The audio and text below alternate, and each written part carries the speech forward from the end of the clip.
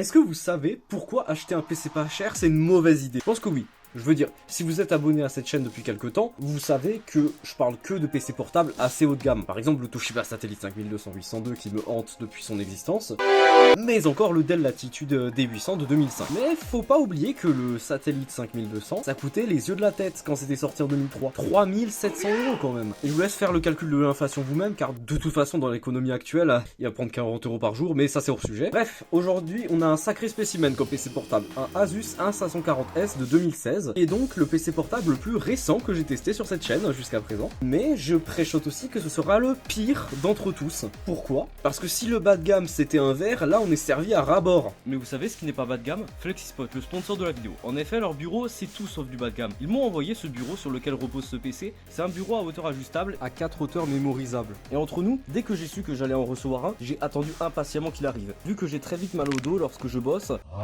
avoir une chaise ajustable c'est pas suffisant. Il faut aussi un bon bureau ajustable pour maintenir une bonne posture. Et il va falloir vous attendre à le voir souvent ce bureau. Dans les qualités du bureau, on notera notamment qu'il peut aller de 66 cm de hauteur jusqu'à 1m31, ce qui est énorme quand on y pense. Et de ces 66 cm à 1m31 de hauteur, il peut les faire quand même avec 2,5 cm par seconde de montée. Ça va quand même assez vite. Il est compatible avec tous les plateaux de 120 à 200 cm de long et 70 à 90 cm de large. De plus, il y a un système tout entier pour planquer les câbles. L'écran est réglable en hauteur et en inclinaison. Et en plus, c'est un écran LED. Ça ne consomme rien. Et il peut faire tout ça en restant stable grâce à sa structure à 4 pieds et il peut donc soulever 200 kg. Oui, 200 kg. Oui, je l'ai vérifié. Il peut vraiment les supporter les 200 kg. 200 kg, tu peux mettre une moto dessus ou un moteur thermique. Car en parlant de moteur, Flexispot, ils ont mis 2 moteurs, un de chaque côté pour pouvoir en toutes circonstances supporter ces 200 kg. Et cela tout en faisant le moins de bruit possible. Et surtout, je garde le meilleur pour la fin, le bureau est garanti 10 ans. 10 ans, c'est 5 fois plus que la garantie européenne tout de même.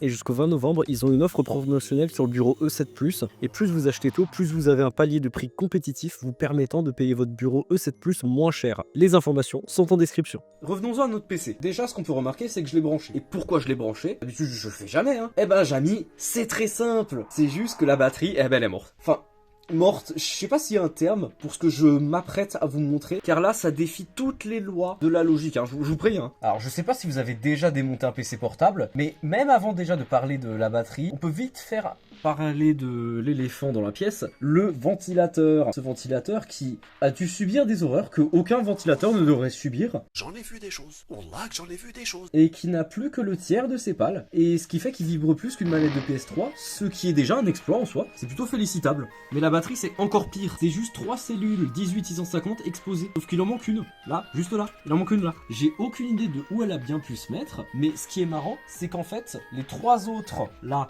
ici, elles sont intactes, et quand tu vas sur Linux, tu peux voir que les autres cellules combinées atteignent 75% de batterie. Donc si tu achètes une 18650 neuve, et que tu mets en parallèle les autres batteries, tu as techniquement réparé la batterie. Chose que je ne vais pas faire, malheureusement, car je tiens à ma vie, et que les cellules 18650, tu ne rigoles pas avec. Et juste là, petite précision, vous voyez le PC propre. Le seul petit souci, c'est que quand je l'ai reçu, il était dans un état, mais vous ne voulez pas le voir. Et du coup, je l'ai nettoyé.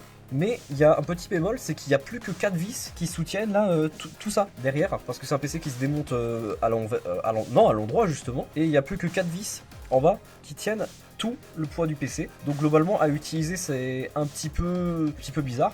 Mais comme dit, le PC il était assez sale, mais pas autant que les commentaires sous ma vidéo du 1er avril. Maintenant, parlons un peu des spécifications de ce PC. Derrière ce refroidisseur un peu limite, il y a un processeur Intel. Alors non seulement ça casse pas 3 pattes à un canard, mais ça ne sort même pas un poussin de son œuf, car on a droit à un magnifique Intel Celeron à 2.16 GHz. N'oublions pas que le PC est sorti en 2016, à l'époque où on était encore dans l'âge sombre de Intel, et que pour eux, un PC portable vers 300 €, car j'ai pas réussi à retrouver les prix, mais en gros c'était 300 €, il se devait d'avoir le processeur le plus bas de gamme possible qui se prend à plus 17% de la part d'un Core de Duo de 2009. Pour situer, c'est comme si aujourd'hui Intel sortait un processeur, genre à tout hasard le i5-110, qui n'était pas plus puissant qu'un processeur d'I5.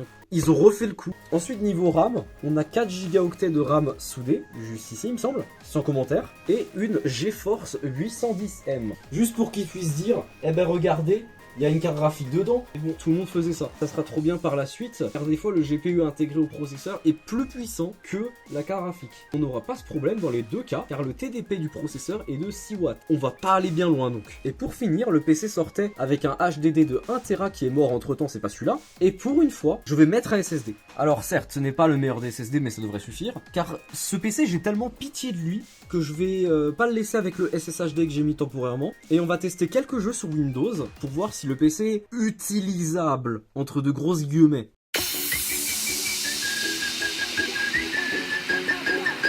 Alors là, on se retrouve quasiment un jour après, même un jour après, puisque pour installer tous mes jeux sur Steam, ça a été super long. Ce petit port là, c'est limité à 100 mégabits seconde, je vais vous montrer dans le gestionnaire de périphérique, et c'est un truc qui est absolument pas normal. Voilà, au niveau du duplex, on a que du 100 mégabits seconde maximum, ce qui est pourri. C'est-à-dire le PC, il est quand même sorti en 2016.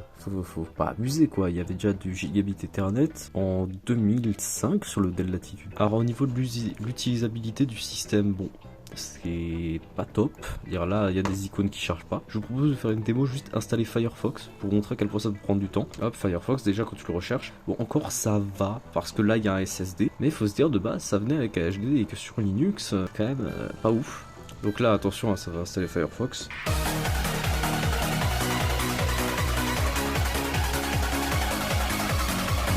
Voilà Firefox, Firefox je trouve que encore ça va, il y a franchement pire. Et c'est pile quand je dis que ça va que c'est coincé sur cette étape de l'installation, je sais pas ce qu'il fait précisément. Après, il faut quand même se dire là au niveau du gestionnaire des tâches, il me semble que le processeur là il tourne à fond. Là il tourne à fond, il tourne à 100% sur les deux cœurs, vitesse de 2,16 GHz. C'est-à-dire que vitesse de base c'est 1,6 hein, et que les 4 Go de RAM ils arrivent toujours presque à saturation. Puis même le SSD entre autres il souffre. Hein. Donc là je suis sur Firefox, on va une fois lancer YouTube. Et là c'est la dégringolade niveau performance, niveau utilisation globale. Et là j'en vois certains venir dans les commentaires, oui mais sur Linux ça serait plus rapide. J'ai fait des tests sur Linux, alors c'était pas forcément avec ce SSD, c'était avec un SSHD mais qui est plutôt haut de gamme aussi. Sur Linux franchement ça allait à peine plus vite. Et là c'est surtout le dual core à 2 GHz qui commence vraiment à avoir du mal en 2025. Là, ce qu'on va faire c'est qu'on va mettre une vidéo de Cameron Sim dans notre compte. Et c'est là qu'on voit que le son est un peu pourri sur le PC.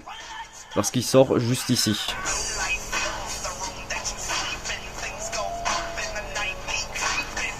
Sinon là en qualité automatique il s'est mis à combien? Il s'est mis à 360p, donc franchement YouTube ils ont un plutôt bon système pour détecter la qualité automatique, ce qui fait que bon, ni le processeur ni la carte graphique ne devraient réussir à être fluide en streaming HD, ce qui est dommage. Alors la petite explication, le PC il était tellement inutilisable que j'ai dû commencer à faire des guides d'optimisation Windows foireux là, etc. Je vous déconseille de le faire sur vos machines. Et franchement les guides d'optimisation c'est pas bien, je ferai une vidéo pour expliquer pourquoi c'est pas bien. Alors le temps que le PC redémarre, parce que là j'ai dû installer avec le driver de plus, en fait si j'utilise sur Windows 10, c'est justement parce que je veux tester ce type de PC 2016 avec l'OS qui venait, parce que c'est pas une blague. Ça venait vraiment avec Windows 10 mais c'est écrit nulle part. Et justement les personnes qui me diraient dans les commentaires oui mais Windows 7 ça tournera mieux. Oui mais je veux dire, le Toshiba Satellite j'ai testé avec Windows XP, c'était son OS de base. Le Dell Latitude pareil, Windows XP son OS de base. Donc moi je suis entre guillemets pour utiliser un PC avec son OS d'origine. Et là Windows 10 avec son OS d'origine ça va clairement pas. Regardez, là on a quand même un SSD, ça prend 8 ans à se connecter. Alors, on va commencer par visite virtuelle de l'Assemblée nationale. Alors là déjà on nous avertit qu'il y a un problème avec le driver graphique. Bon, c'est vrai que j'ai installé le 417 parce que c'est le dernier qui est compatible avec la 810M qui est dans ce PC et qu'il préférait du 536 en driver, mais on va dire c'est... Non, non, allez. Lance-toi. En plus ils disent que c'est un problème connu, donc ça veut dire que t'as déjà des personnes qui se sont dit tiens je vais lancer visite virtuelle de l'Assemblée nationale sur un Asus A540, mais ça a quand même l'air de fonctionner. Alors là le jeu est il a un peu de mal effectivement, surtout que le jeu est pas très beau. On va pas se le cacher. Je sais pas ce qui nous pose problème là, si c'est la limitation de RAM ou juste la carte graphique. Je pense que c'est la limitation de RAM. Le jeu, vraiment qu'on soit clair, dire au loin là, juste rapprocher l'écran. Là, le jeu, je le trouve extrêmement moche. C'est-à-dire si tu regardes la statue là, enfin si j'arrive seulement, vite que j'installe un logiciel de monitoring de température là parce que c'est beaucoup trop bruyant. Alors là, vu que j'arrive pas vraiment à avoir de contrôle manuel sur les températures, j'ai ouvert partiellement là le PC pour que de l'air rentre un peu plus, vu que le ventilateur il n'arrive rien à faire. Parce que sinon le PC il se transforme juste en marteau-piqueur, hein, parce que vous l'avez pas vu à fond, le bruit, mais à fond c'est terrifiant. Alors vu que j'ai toujours pas réussi à faire fonctionner MSI Afterburner et Riva Tuner, on utilise Fraps comme d'habitude. Mon dieu, 20 FPS sur le truc de l'Assemblée nationale là, avec des pertes de FPS, waouh, ça baisse extrêmement vite. Là si je sautille et que je retourne, si je fais un 360 là ça marche. Et vraiment mais c'est extrêmement hideux. Vous encore vous avez une vue d'écran plutôt contrastée parce que justement mon téléphone lorsque je le mets en grand angle il contraste un peu plus que ce qu'il y a sur l'écran, mais sur l'écran c'est un look très peu contrasté à l'inverse. Et aussi je vois pas pourquoi dans les paramètres minimum ils mettraient des reflets sur les fenêtres, c'est à dire que déjà le PC il a peu de performance avec la GeForce 810M, pourquoi encore plus handicapé? Bon allez on va quand même tester des vrais jeux, et justement j'en ai fait une petite sélection. On va commencer par un truc plutôt léger, on va lancer Half-Life 2. Déjà là c'est pas bon signe, on n'a pas beaucoup de FPS sur le menu. Ah voilà, 30 FPS sur le menu quand même. Là les temps de chargement devraient pas être aussi longs que pour le Toshiba Satellite, puisque bon ça je vous l'avais pas montré dans la vidéo du Toshiba Satellite justement la partie 2, mais c'était vachement long à charger Half-Life 2. Donc là on a quand même 2 cœurs. 2 cœurs c'est pas mal hein. Et un SSD, attention un SSD hein. Et 2 FPS sur le menu. Enfin ça s'annonce tellement bien ce qui va suivre. Étonnamment ça a chargé plutôt vite et en vrai ça tourne bien, mais faut quand même pas oublier que Half-Life 2 est un jeu qui cette année a 21 ans tout de même, donc il y a plutôt intérêt à ce que ça tourne bien. Et le PC il commence de nouveau à gueuler, c'est à dire qu'au niveau des détails je crois qu'on est quasiment au max. Attends, je vais une fois tout foutre au max pour voir ce que ça donne. Hop, tout reflété, l'anti-aliasing on fout à fond, synchronisation verticale on désactive, flou de mouvement on active. Donc là normalement le jeu il sera magnifique hein. Le plus beau que le moteur source arrive à sortir. C'est à dire que je voulais pas préciser, l'écran il est en 1366 par 768 pixels.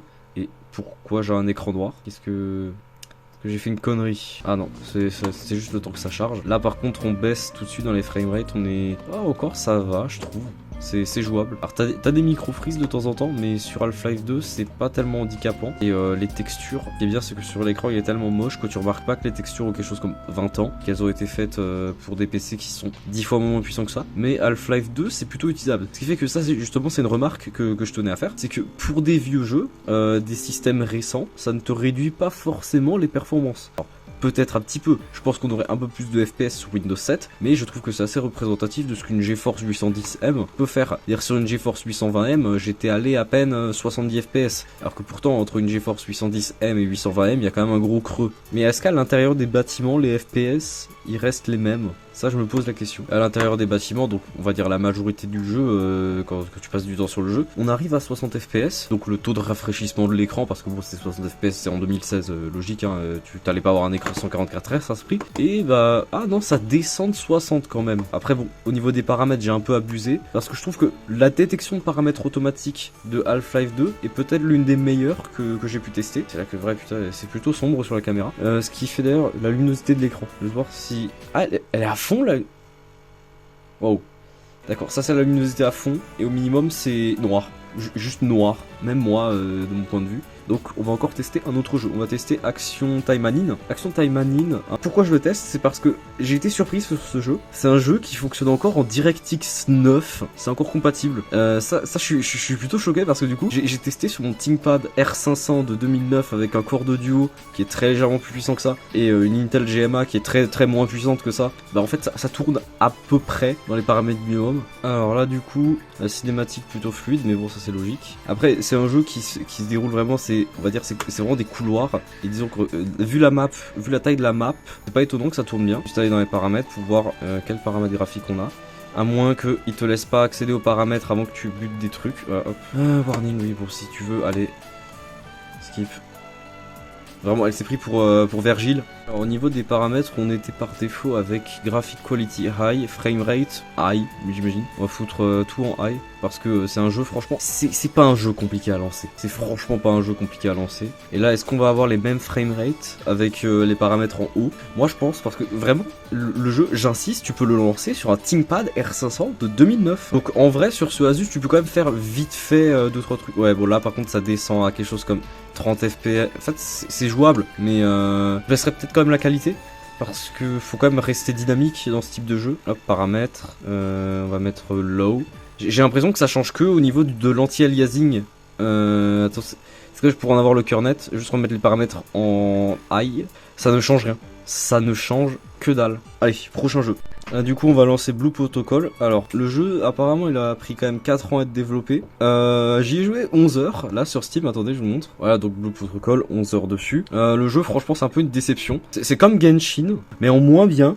Mais ça prend moins de place, parce que Genshin en fait j'aurais peut-être pas eu la place sur le SSD de l'installer, puisque là il me reste 100 Go et Genshin il me semble que ça commence à manger plus que 100 Go. Et globalement si sur une GT 1030 Genshin il arrive à même pas 30 FPS, j'ai aucun espoir pour une GeForce 810M. Alors que Blue Protocol Star Resonance, alors le jeu il est absolument pas optimisé, me faites pas dire ce que j'ai pas dit, c'est déjà moins pire que Genshin et... Mais qu'est-ce que je fous? Non, j'avais oublié que c'est ce type de jeu où t'as besoin de compiler les shaders pendant des plombes. En attendant, ce que je peux vous dire, c'est que j'ai déjà testé justement ce jeu, j'y ai joué 11 heures, sur mon PC avec ma GTX 1660 Ti en 1280 par 1024 au paramètre, on va dire à peu près haut vers médium, 5 Go de VRAM de consommation sur mes 6. C'est juste énorme. Le jeu, niveau VRAM, il a faim. Et là on a que 1 Go de VRAM et 4 Go de RAM. Donc je pense, je pronostique 10 FPS dans les paramètres les plus bas en baissant la résolution. Déjà ce que le jeu il nous propose en termes de paramètres, c'est carrément du FSR 3 en mode performance. Donc que ça c'est une très mauvaise idée sur des mauvaises cartes graphiques. Donc ce que je vais faire c'est plutôt, je vais pas mettre de FSR ni de TAA. Donc là c'est vraiment le minimum des paramètres que je peux mettre je crois. Donc on va déjà tenter de lancer le jeu comme ça. Et après éventuellement on baissera la résolution. Comme dit j'ai toujours mon pronostic de 10 FPS avec résolution baissée. Donc là ça sera 4 à 5 FPS je pense. Alors là on bat tous les records. On est à 8 FPS, 5, 6. Ça fluctue beaucoup. Là je vais... Waouh, c'est bien, le jeu il galère pas du tout. Faudrait que je regarde une fois la consommation de VRAM là avec GPU-Z, je vais faire ça tout de suite. En fait il n'y a même pas besoin de faire ça parce qu'au gestionnaire des tâches on le voit que tout est déjà au max. Là vraiment 0,9 Go sur 1 Go, ça veut dire que c'est 1 Go. La RAM pareil là c'est maxé. Là non même, ça utilise même le swap d'ailleurs, là ça utilise 8 Go. Ça pourrait tourner s'il y avait 8 Go de RAM quoi. Alors même la Intel HD Graphics là j'ai l'impression elle se prépare un petit peu. Là on va un peu baisser la résolution. Alors ce qui est un peu chiant avec ce jeu c'est que c'est soit en plein écran, soit après c'est en fenêtré et que j'ai pas envie de faire ça. Donc juste on va baisser la résolution du PC dans les paramètres. Et en 800 par 600 c'est un peu moins catastrophique. Bon on reste sur des nombres de FPS assez bas franchement. Mais on peut quand même un peu se déplacer. Là c'est à peu près utilisable. Est-ce qu'au niveau de la consommation de VRAM ça s'est arrangé ou ça reste toujours autant le bordel? Non, la consommation de VRAM là il utilise toujours 1 Go. À part de consommation de RAM ça a quand même bien baissé. Donc là ce que je vais faire c'est que je vais mettre la résolution minimale du jeu parce que tu peux encore un peu descendre plus bas. Les développeurs qui auront pas super bien optimisé le jeu, enfin franchement il y a pire, ils ont quand même prévu un truc. Et là je peux mettre en 320 par 200. Bon là par contre je vais devoir zoomer parce que sinon on va rien voir la caméra. Là on a toujours des énormes freezes et ça va pas forcément plus vite. À l'inverse même j'ai l'impression que c'est plus lent parce que vu que c'est pas en plein écran, peut-être que Windows il active pas le mode jeu ou alors l'application a pas un mode exclusif comme on dit. Mais est-ce que ça consomme toujours autant de VRAM? Telle est la question. Oui. Blue Protocol c'est un non pour ce PC parce que maintenant que vous regardez là j'ai 7 POV là en regardant le PC et honnêtement j'ai pas plus d'espoir pour Tell Me Why. J'ai jamais joué à ce jeu là mais je vais le tester. Alors là j'ai un message qui me dit Fraps has been known to crash D3D11. Please use Microsoft Expression Encoder. Au moins 2 Go de VRAM est requis. L'expérience de jeu pourrait être affectée. Le jeu il s'est lancé plutôt rapidement. Ça c'est bon point. Xbox Game Studio. Unreal Engine, oh non, non, non, non, non. Ok, alors là j'ai un petit peu baissé les paramètres graphiques. Ce que j'ai fait c'est que j'ai fait tout en low, là ici, et j'ai juste mis la qualité du rendu 3D en moyen. Et vu que ça a l'air d'être un jeu plutôt scénaristique, en vrai, 30 FPS là, c'est fluide et c'est pas vraiment gênant. C'est-à-dire que c'est juste jouable quoi. Après bon là tu te mets devant le miroir, tout de suite là ça baisse vers les 20 FPS. Je pense si tu mets tout en low, ça peut aller mieux. Mais en vrai de vrai, vu que le jeu est plutôt beau, je me pose la question, est-ce qu'en low ça devient un peu moche? Là, pour que vous voyez vraiment en quoi les paramètres faibles sont pas très beaux, j'ai dû carrément zoomer. Alors, le jeu je le trouve pas super beau avec les paramètres minimum, puis surtout tu gagnes pas énormément de FPS quoi. C'est à dire que bon là par contre il faut juste que je retrouve la clé. Et on va une fois aller dehors, une fois que j'aurai trouvé la clé, pour voir si dehors les FPS sont mieux. En extérieur on est à quelque chose comme 20 FPS. Là j'ai désactivé l'anti-aliasing, c'est pas forcément jouable, c'est pas un truc que je recommanderais sur une GeForce 810M. C'est à dire qu'à part dans les environnements d'intérieur, ça craint un peu. Ce que je vais faire, c'est que vu que j'ai un petit peu envie de voir le PC souffrir, je vais lui faire un petit waifu to X. Alors du coup, j'ai cette photo de ma photo profil là sur YouTube. Ce que je vais faire, c'est que là, elle est en 900 par 900. Je vais donc tout simplement la passer en 1800 par 1800 en faisant un petit x2. Là, je tape la commande et normalement là l'utilisation du processeur ainsi que la carte graphique devrait monter en flèche. Et ça se fait, étonnamment ça se fait sur la 810M. Je me disais peut-être que ça allait se faire sur le processeur, mais non, même pas. Là par contre la GeForce 810M, j'ai l'impression elle est un peu chaud. Ah 100%. Ouais, ça a l'air de fonctionner. On est en 1800 par 1800. Avant de se quitter et de passer à la conclusion, j'aimerais juste dire que j'ai tenté de faire du montage vidéo pour voir ce que ça faisait avec Premiere Pro. Parce que là je sais pas si vous pouvez le remarquer, l'installateur il est bloqué à 94% depuis à peu près 15 minutes. Donc le montage c'est mort, et puis de toute façon Premiere Pro, même 8 Go de RAM il aime pas forcément, alors 4. Conclusion, si vous avez acheté ce type de PC en 2016, eh bah par rapport à ce qu'on a vu avec les jeux, vraiment ça a mal vieilli. Et le truc c'est que vu que on peut même pas upgrade ce qu'il y a dedans, à l'inverse par exemple du Toshiba Satellite, tu peux même pas te dire oui tu future-proof un peu, bah non tu peux pas. C'est à dire que j'ai un ThinkPad de 2009 qui pourrait être potentiellement plus rapide que ça. Si je mettais un peu plus de RAM, je pourrais le passer à 4 Go, etc. Avec un iGPU parce que enfin, GPU externe parce que c'est possible sur le ThinkPad R500. Alors que ça, je sais même pas si c'est possible.